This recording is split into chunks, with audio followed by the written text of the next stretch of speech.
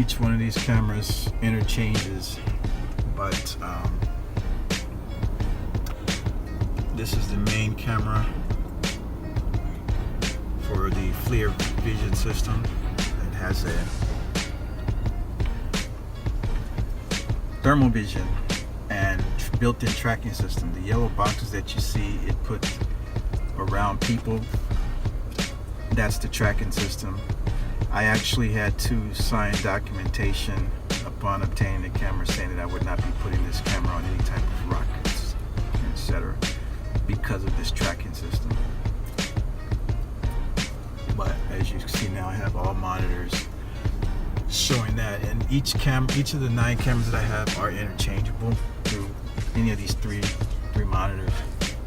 And right now I can make this one, which is primarily for rear viewing, but it's showing the reverse now, but it has the option to show the FLIR vision camera, as does this 10.2 media center. Let's get some music in on here.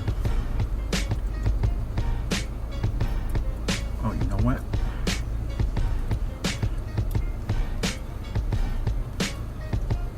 Let's reset that. But there you are. It works.